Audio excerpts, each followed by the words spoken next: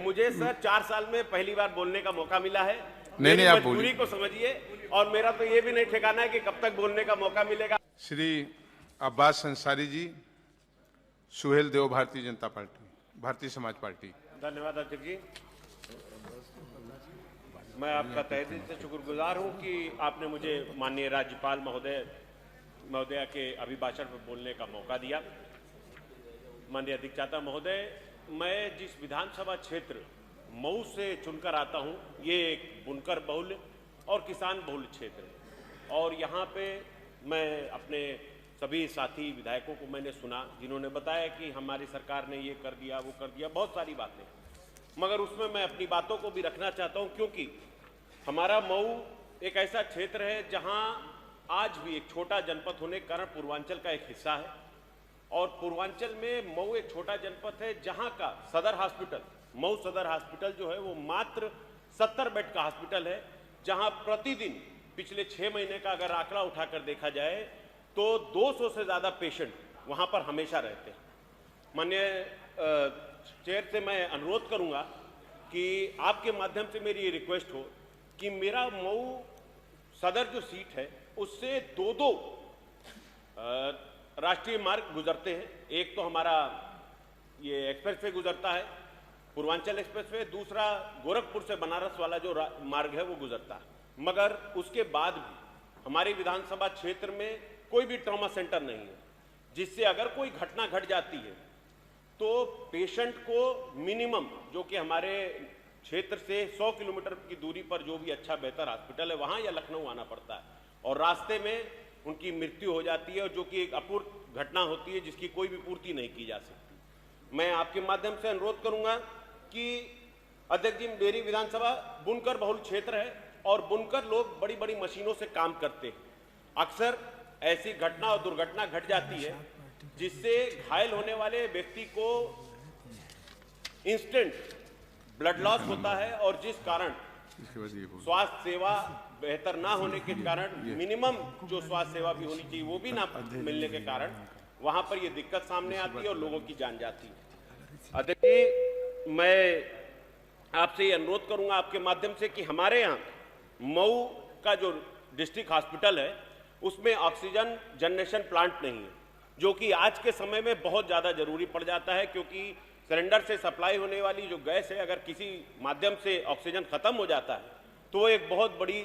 घटना का सामना हो सकता है जिससे कि जान और माल का नुकसान हो सकता है। अध्यक्ष जी, मेरे यहाँ एक सबसे बड़ी परेशानी ये है कि जो सदर हॉस्पिटल है उसकी अच्छा ना होने की वजह से और वहाँ कोई भी स्पेशलिस्ट डॉक्टर ना होने की वजह से जो प्राइवेटाइजेशन हो रहा है और वैसे भी इस सरकार में प्राइवेटाइजेशन को काफ़ी बढ़ावा दिया जाता है, तो हमारे मऊ में जो प्राइवेट हॉस्पिटल्स है उनकी एक मोनोपोली चल रही है जो अपने मनमाने रेट पर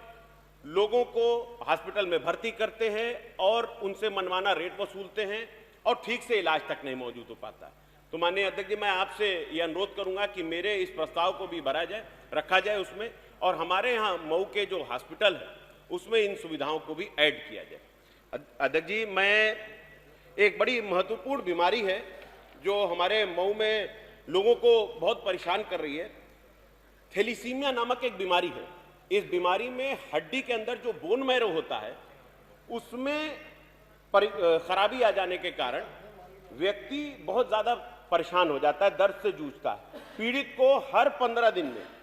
PRVC ब्लड की आवश्यकता पड़ती है। इस रोग के उपचार में और भी सुविधाओं की आवश्यकता पड़ती है। सुविधा ना होने के कारण मरीजों की मौत हो रही है तथा उनके परिजन आर्थिक रूप से टूटते जा रहे हैं। मान्यवर, आपसे अनुरोध करता हूं कि इस बीमारी की गंभीरता को देखते हुए डिस्ट्रिक्ट हॉस्पिटल मऊ में इस रोग के 2 स्पेशलिस्ट कंपोनेंट ब्लड बैंक जांच एवं दवाइयां उपलब्ध कराने की कृपा करें। मान्यवर, मेरे यहाँ सबसे बड़ी परेशानी नगर पालिका क्षेत्र, हमारे यहाँ से ही नगर विकास मंत्री भी आते हैं, मगर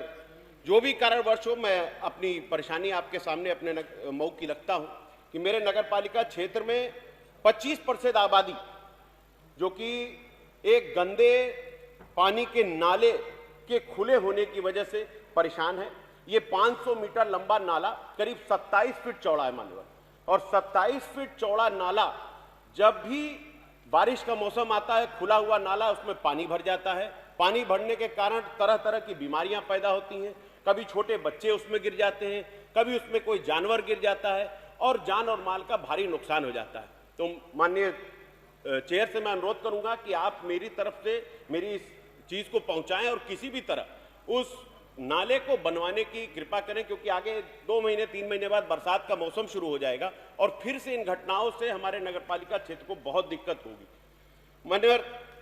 मेरी विधानसभा क्षेत्र से होकर गुजरने वाले वाराणसी गोरखपुर हाईवे में, जिस पर district hospital, collectorate, police line, SP office,